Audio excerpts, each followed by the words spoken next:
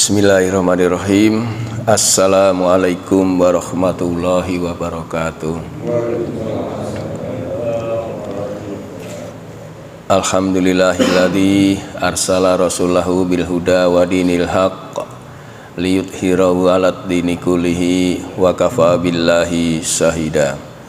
Asyhadu alla ilaha illallah wahdahu la syarikalah wa asyhadu anna Muhammadan abduhu wa rasuluhu la nabiyya ba'dah. Allahumma sholli wa sallim wa barik ala Muhammad wa ala alihi wa sahbihi ajma'in, amma ba'du. Jamaah Masjid Anas rahimakumullah, puji dan puji syukur kita panjatkan kehadirat Allah Subhanahu wa taala, di mana di pagi hari ini kita masih diberi kesempatan untuk mendapatkan pengetahuan tentang agama ini. Semoga apa yang kita lakukan, kita kerjakan ini mendapatkan rahmat Allah Subhanahu wa taala. Salawat dan salam semoga tercurah kepada junjungan kita Nabi Muhammad sallallahu alaihi wasallam. Jamaah Masjid Anas rahimakumullah, pagi ini saya seharusnya melanjutkan bab maksiat yang ketiga, tapi ini saya selingan dulu ya. Nah, mudah-mudahan supaya nggak bosen dengerin maksiat terus. Nah, ini mengenai golongan yang sedikit. Jadi banyak di Al-Quran itu mengenai golongan yang sedikit. Nah, ketika manusia mengikuti kebanyakan orang, itu digambarkan dalam Al-Quran. Kalau mengikuti kebanyakan orang, maka cenderung ya akan mengikuti jalan kesesatan. Jadi kalau mengikuti kebanyakan orang akan mengikuti jalan kesesatan. Kenapa begitu? Karena apa yang mereka lakukan hanyalah suatu persangkaan. Ini baik, itu baik, gitu. Yang penting berbuat baiklah itu. Itu menurut akal mereka. Sebab dalam agama itu harus baik dan benar. Baik ya baik, tapi belum tentu benar. Nah, kita berangkat dari surat Al-An'am ayat 116, Pak. Surat ke-6 ayat 116. Itu Allah berfirman, wa in tuti aksara man fil ardi yutilluka an sabilillah iyattabi'una illa dhanna wa inhum illa yahrusun. Kata Allah nih, dan jika kamu mengikuti kebanyakan orang di muka bumi ini, niscaya mereka akan menyesatkanmu dari jalan Allah. Ya, jelas banget ini. Yang mereka ikuti hanyalah persangkaan belaka. Jadi cuman persangkaan, dan mereka hanya membuat kebohongan ya. Nah, dalam tafsir Al-Mukhtasar mengatakan, jika seumpama kamu wahai Rasulullah, nah karena Rasulullah nggak ada maka dinisbatkan kepada kaum muslimin. Jika seumpama kamu wahai kaum muslimin mengikuti kebanyakan manusia yang ada di bumi ini, niscaya mereka akan menyesatkanmu dari agama Allah. Ini kata Al-Mukhtasar. Contohnya apa, Pak? Misalnya sekarang kebanyakan orang ketika berpidato mengucapkan assalamualaikum lalu dicampur dengan apa itu, Pak? Salam itu, Pak ya. Namo Buddhaya, saya nggak hafal itu ya. Nah, itu membuat cacat dalam akidah. Jadi kalau mengikuti kebanyakan orang, mereka akan menyesatkannya. Karena sunatullah, Pak, yang berlaku menunjukkan kebenaran itu selalu yang sedikit, Pak, selalu yang minoritas. Benar nggak, Pak? Coba Bapak boleh nanti dicari-cari minoritas itu dalam kebenaran. Ya. Jadi kenapa mereka itu menyesatkan itu, Pak? Kalau mengikuti kebanyakan orang, mereka akan menyesatkan.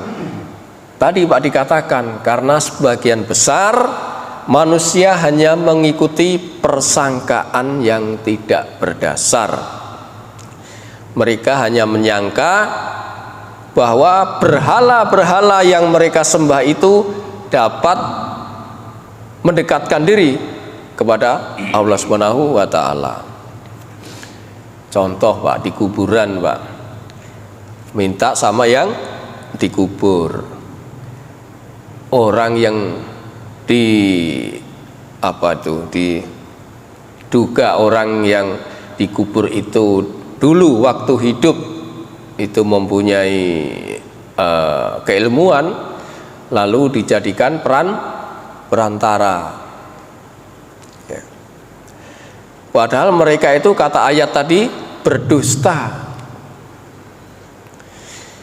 Jadi mereka ketika beramal hanya berdasarkan perkiraan, persangkaan. Nah, orang yang seperti ini mereka menyangka telah berbuat baik, Pak. Tapi justru itulah kerugian. Ini dikatakan oleh Allah dalam surat Al-Kahfi ayat 103, 104. Silakan Bapak buka Al-Kahfi 103, 104.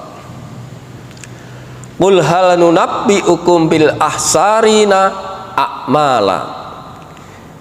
Katakanlah Muhammad, apakah kamu perlu aku beritahukan tentang orang yang paling rugi perbuatannya?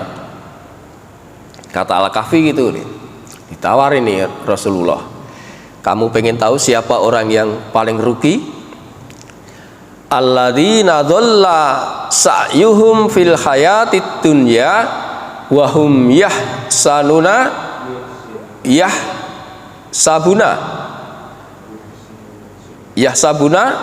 annahum yuhsinuna sun'a.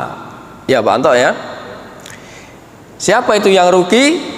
Yaitu orang-orang yang sia-sia perbuatannya dalam kehidupan dunia, sedangkan mereka mengira telah berbuat sebaik-baiknya. Nah, jadi hanya perkiraan. Allah sudah memberitahu ini, kalau kamu beramal karena perkiraanmu, kamu pasti menjadi orang yang rugi. Kata Al-Qusairi, yaitu seorang ulama, saya lupa dari mana, dari Mesir kalau nggak salah ini, itu amal perbuatan mereka hilang sia-sia karena beramal memiliki tujuan selain Allah. Jadi maksudnya bukan karena Allah, tapi karena ingin pujian, ingin dilihat orang. Nah, sesuatu yang dilakukan karena selain Allah udah pasti rugi lah, nggak bermanfaat. Maka perbuatan yang mereka lakukan mendapat kerugian. Nah, betapa banyak orang yang tidak mau muhasabah, orang yang tidak mau introspeksi, tidak mau merenungi dirinya sendiri, apakah yang saya amalkan ini atas perintah Allah dan Rasulnya atau hanya keinginan sendiri. Nah, kita cek pada diri kita sendiri. Sebab kalau amalan itu mengikuti hawa nafsunya sendiri, kata Allah, pasti rusak bumi dan langit serta seisinya. Masing-masing mengikuti hawa nafsunya sendiri. Silahkan buka Al-Mu'minun ayat 71.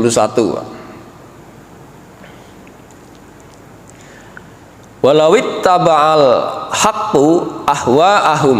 Nah, seandainya kebenaran itu menuruti hawa nafsu, walawit taba'al haqqu ahwa'ahum lafasadatis samawati wal ard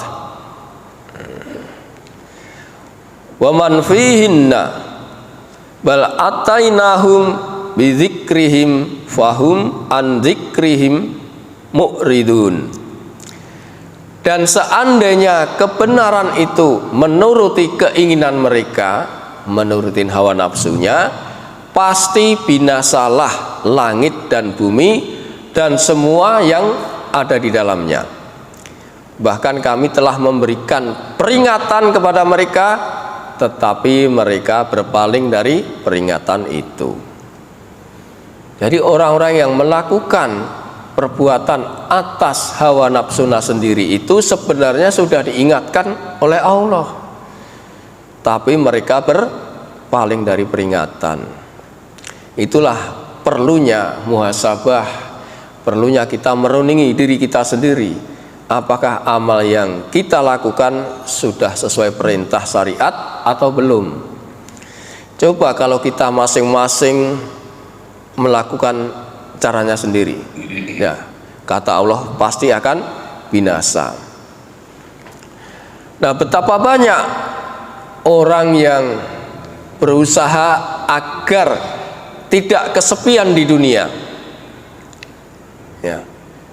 Gimana caranya tidak sepi di dunia? Ini orang banyak sekali pengen gathering, pengen reuni, pengen kumpul-kumpul. Nggak apa-apa, Pak, termasuk saya juga. Pengen kumpul-kumpul itu sesuatu yang menyenangkan, tetapi diperingatkan jangan lupa nyari keramaian di alam kubur. Jangan berusaha tidak kesepian di dunia, tapi juga jangan lupa mencari keramaian di alam kubur. Berusaha agar tidak kesepian di alam kubur. Padahal di alam kubur ini hidup istirahatnya ribuan tahun, Pak, bisa ribuan tahun, Pak, sampai datang hari kiamat. Sedangkan di dunia hanya sedikit, Pak. Berapa tahun sedikitnya, Pak? Kira-kira 60 sampai 70 tahun. Kata Nabi begitu, Pak. Akmaru ummati mabaina sitina ila sab'ina wa aqalluhum man yajuju dalik. Usia umatku, kata Nabi, berkisar antara 60 sampai 70 tahun.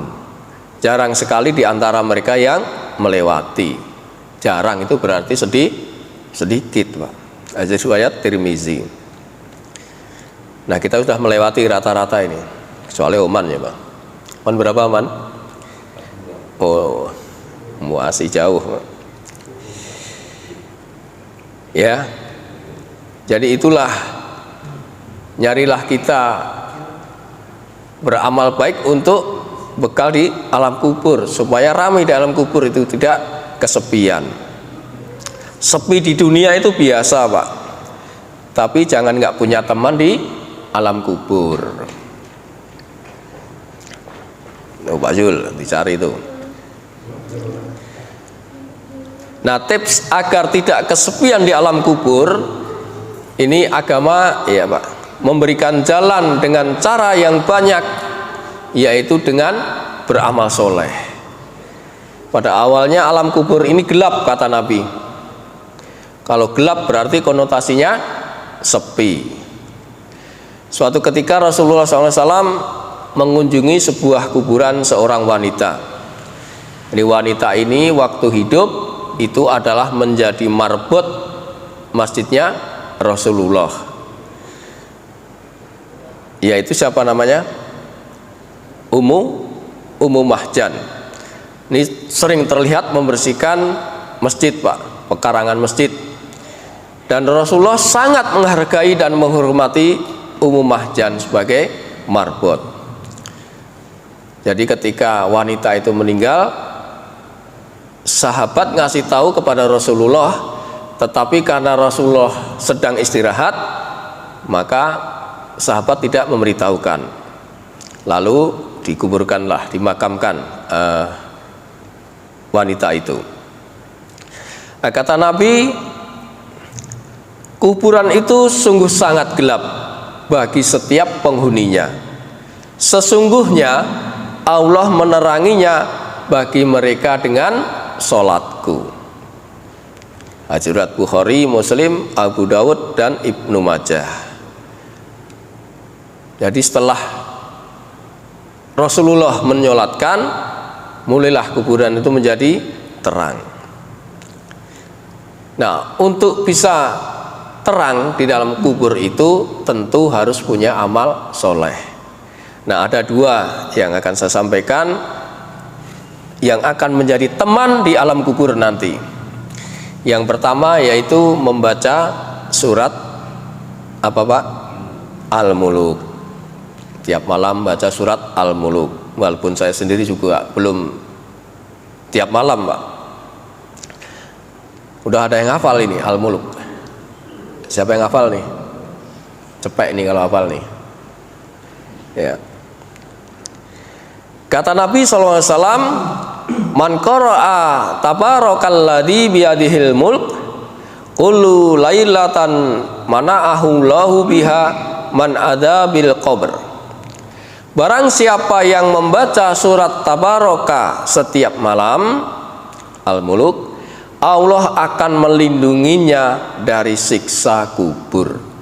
Hadits riwayat Nasai dalam Sunan Kubro. Ya, jadi kita sama-sama menghafal, membaca agar nanti di alam kubur kita di-backing oleh surat Al-Muluk ini. Ini surat Al-Muluk ini memang luar biasa nih Pak. Dulu pernah saya sampaikan juga ini keutamaan surat Al-Muluk.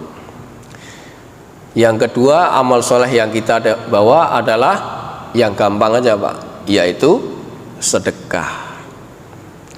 Sedekah akan memadamkan panasnya siksaan di dalam kubur. Ya. Diperjelas lagi, itu tadi kata Nabi ya dalam riwayat Tabrani. Diperjelas lagi bahwa sedekah ini menjadi dambaan setiap manusia.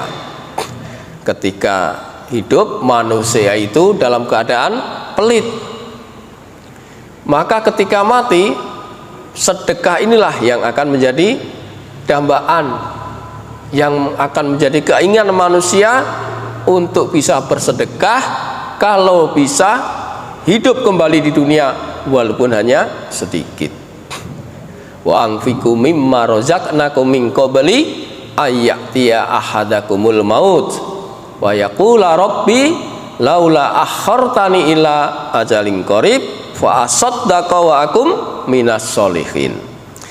Dan infakkanlah sebagian dari yang telah kami berikan kepadamu sebelum kematian itu datang.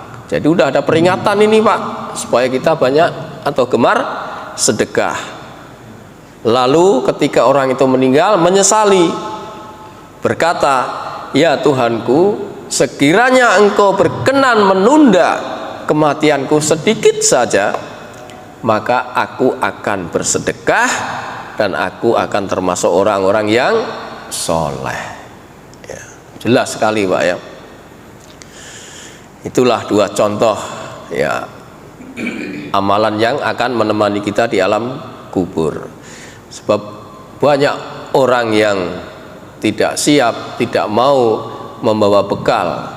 Makanya dikatakan sedikit sekali orang yang mau beramal soleh. Dan amal soleh inilah yang akan menemani kita di alam kubur.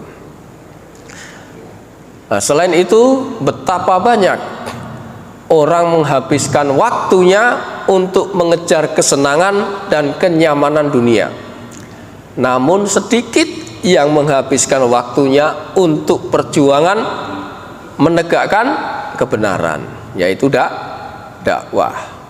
Mengejar kesenangan, kenyamanan dunia nggak masalah Pak, tapi jangan sampai tidak belajar agama, bahkan diperintahkan untuk dakwah. Sebagaimana para nabi sewaktu berdakwah, Pak, sangat berat. Makanya sampai digelarin ulul asmi. Orang yang mengejar waktu hanya untuk urusan dunia, ini dikatakan sangat rugi. Wal asri innal insana lafi khusrin. Demi masa, ini waktu ini, Pak, sungguh manusia dalam keadaan rugi kalau hanya ngurusin dunia saja. Illal ladzina amanu, maka harus beriman, Pak, dan beriman dengan konsekuensi imannya, yaitu berdakwah, walaupun hanya dengan keluarga, sahabatnya, ya.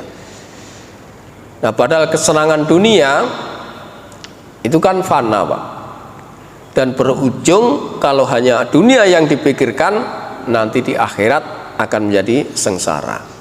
Sedangkan perjuangan menegakkan kebenaran itu adalah ujung keselamatan abadi di akhirat, walaupun memang ya susah payah, Pak, dengan usaha yang keras, dengan waktu yang terbatas, berusaha terus. Nah, kata Rasulullah SAW, Inna Allah Ta'ala yubaidu kulla alimin bid dunya jahilin bil akhirah. Sesungguhnya Allah Ta'ala membenci orang yang pandai urusan dunia tapi bodoh dalam perkara akhirat. Hadis surat Al-Hakim, ya. Jadi untuk mengimbangi, untuk tidak menimbulkan kebencian Allah, kita harus belajar agama. Dunia dicari nggak masalah, tapi jangan lupa dunia, lupa akhirat, ya. Nah, betapa banyak orang yang sibuk mencari perhatian dan pujian orang lain, namun sedikit yang berusaha mencari perhatian atau pujian Allah. Padahal mencari perhatian pujian manusia pasti ujungnya sakit hati, kecewa, ya, Pak, ya. Tuh, manusia nggak bisa konsisten, Pak. Sedang mencari pujian Allah adalah dengan cara yang mungkin sederhana, biasa, cara mudah mendapatkan balasan kebaikan yang nanti ujungnya pasti surga. Nah, orang yang mencari perhatian Allah ini dicontohkan oleh Ibnu Mas'ud. Sebenarnya banyak, ya, untuk mencari perhatian Allah itu. Tapi Ibnu Mas'ud ini ketika bertanya kepada Rasulullah Sallallahu Alaihi Wasallam, Sa'altu Nabiyya Sallallahu Alaihi Wasallam ayul a'malu ahabbu ilallah. Aku bertanya kepada Nabi Sallallahu Alaihi Wasallam, amalan apakah yang paling dicintai Allah? Nah, ini kan merangsang untuk dicintai Allah. Lalu beliau menjawab, as-sholatu ala waktiha. Jadi sholat tepat waktu ini salah satu amalan yang dicintai Allah. Jadi mencari perhatian Allah. Lalu apalagi, Pak, selain sholat tepat waktu? Birrul walidain, berbakti kepada orang tua. Karena berbakti kepada orang tua, kalau Bapak baca di Quran itu nanti di urutan kedua. Setelah jangan menyekutukan Allah, maka berbuat baiklah kepada orang tua. Kemudian yang ketiga, jihad fi sabilillah. Termasuk pengajian-kajian ini, Pak, termasuk jihad fi sabilillah, berjalan di jalan Allah. Nah, betapa banyak orang yang berambisi memburu harta dan kemewahan, bahkan dengan cara tercela, namun sedikit yang memburu pahala dan kesederhanaan hidup dengan tujuan akhirat. Sedikit sekali, Pak, orang seperti ini, Pak. menjadi hartawan, menjadi orang kaya tidak tercela, asal apa yang ia dapat itu bukan untuk pamer, bukan untuk, kalau zaman sekarang itu apa itu Pak, flexing itu Pak ya, untuk melihatkan kekayaannya itu, tapi dipergunakan untuk jihad fi sabilillah, seperti tadi Pak, mencari perhatian Allah. Karena para sahabat dulu juga banyak orang-orang yang kaya Pak, tapi kekayaannya untuk jihad. Jadi hartanya ini istilahnya dijadikan ATM menuju surga.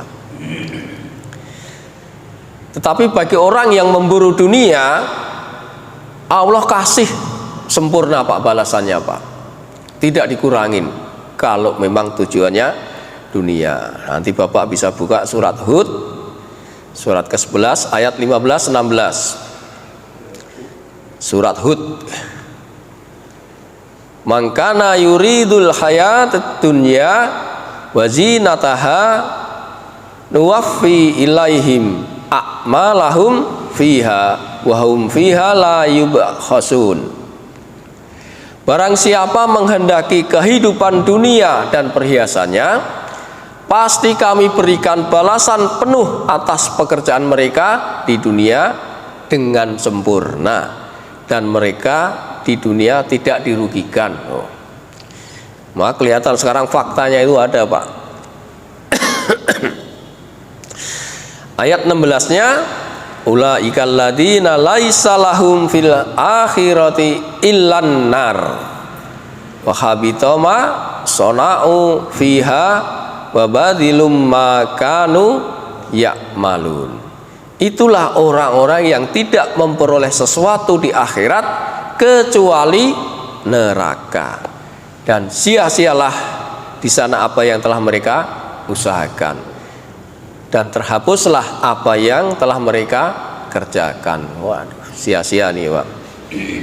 Jadi memang kita sebagai manusia muslim ini harus diutamakan, tujuannya adalah akhirat. Apa yang kita dapatkan tujuannya untuk akhirat. Nyari dunia nggak masalah, nggak apa-apa, tapi ditujukan kepada akhirat. Ya. Kemudian betapa banyak orang yang takut mati tapi malas-malasan dalam hidup. Namun sedikit yang berani mati tapi nggak mati-mati Pak. Sedikit Pak. Padahal suka atau tidak suka, senang atau tidak senang, kematian pasti akan datang, walaupun bersembunyi dimanapun. Ya karena takut karena mati ini ya manusiawi Pak. Tapi jangan nggak berani mati, karena nggak berani mati akan dikejar oleh kematian. Qul innal mautal ladzi tafirruna minhu fa innahu mulaqikum summa turadduna ila alimil ghaibi wa syahadati fayunabbiukum bima kuntum ta'malun. Sesungguhnya kematian yang kamu lari daripadanya, ia pasti akan menemui kamu. Kemudian kamu akan dikembali kepada Allah yang mengetahui yang gaib dan yang nyata. Lalu dia beritakan kepadamu apa yang telah kamu kerjakan. Jadi diperlihatkan itu yang sudah kita kerjakan di dunia. Bagaimana kamu beramal tadi di atas tadi, apakah sesuai dengan perintahku atau tidak itu. Apakah kamu beramal itu karena hawa nafsunya. Semua akan diperlihatkan ketika sudah mati. Ya, jadi kebanyakan itu, betapa banyaknya itu, contohnya tadi rata-rata adalah negatif. Maka kalau kita merujuk kepada Al-Quran, maka akan ditemukan beberapa statement Allah tentang hal yang sedikit sekali kamu bersyukur, itu Pak ya, sedikit kamu beriman, sedikit sekali kamu mengetahui, banyak itu pernyataan Allah itu. Kita ambil contoh misalnya surat As-Saba ayat 13. Qalilum min ibadiyas sakur. Dan sedikit sekali hamba-hambaku yang bersyukur. Jadi betapa banyak manusia, tapi ternyata yang bersyukur hanya sedikit. Bahkan dikatakan tidak bersyukur lagi. Ya, banyak di Quran itu, di surat Al-Ghafir 61, An-Naml 73, ya, nanti buka sendiri Pak. Selain sedikit yang bersyukur, sedikit juga yang beriman. Surat 40:59 mengatakan walakina aksaron nasi la yu'minun. Ya. Akan tetapi kebanyakan manusia tidak beriman. Wa ma huwa biqauli sa'ir qalilam ma tu'minun. Dan Quran bukanlah perkataan orang penyihir. Sedikit sekali kamu beriman kepadanya. Sedikit Pak orang yang beriman kepada Al-Quran ini. Nah, dari sekian banyak ilmu-ilmu Allah ini, ternyata hanya sedikit yang mengambil pelajaran Pak. Banyak sekali ya ilmu dari Allah ini. Ternyata Allah katakan sedikit sekali yang mengambil pelajaran. Ya, wala biqauli kahin qalilam ma tadzakkarun. Dan bukan pula perkataan tukang tenung, sedikit sekali kamu mengambil pelajaran darinya. Ya. Artinya bahwa golongan yang sedikit ini, golongan yang lebih paham kepada agama ini, yang akan mendapatkan ridho Allah, yang akan mencuri perhatian Allah. Nah, apakah kita termasuk golongan yang sedikit atau golongan yang banyak? Nah, suatu ketika ada sahabat, ini di zaman Umar bin Khattab, ketika melakukan tawaf di depannya Umar bin Khattab, itu selalu berdoa, Allahumma ja'alni min ibadikal qalil. Ya Allah, jadikanlah aku dalam kalangan hambamu yang sedikit. Doanya begitu Pak. Khalifah Umar mendengar Pak, orang itu berdoa kok mintanya yang sedikit. Maka ditegur sama Umar. Wahai fulan, kata Umar nih, Nabi tidak pernah mengajarkan doa seperti itu. Lalu mengapa kamu berdoa seperti itu? Belum pernah aku mendengar seperti itu, kata Umar. Maka si fulan tadi menjawab, wahai Amirul Mukminin, aku membaca doa ini karena aku takut dengan penjelasan Allah. Di mana penjelasan Allah? Al-A'raf ayat 10. Walaqad makannakum fil ardi wa ja'alna lakum fiha ma'ayisa qalilum ma tashkurun. Dan sesungguhnya kami telah menetapkan kamu dan memberi kuasa di bumi, dan kami jadikan kamu padanya berbagai jalan penghidupan supaya kamu bersyukur. Jadi sudah dijadikan penguasa di bumi, seharusnya kamu itu bersyukur. Tetapi kata Allah, amatlah sedikit kamu bersyukur. Jadi yang bersyukur cuman sedikit. Maka doa si fulan tadi, sahabat tadi, yaitu minta golongan hamba yang sedikit. Tadi yang sedikit ada orang yang beriman, golongannya sedikit, yang bersyukur sedikit, yang mengambil pelajaran sedikit.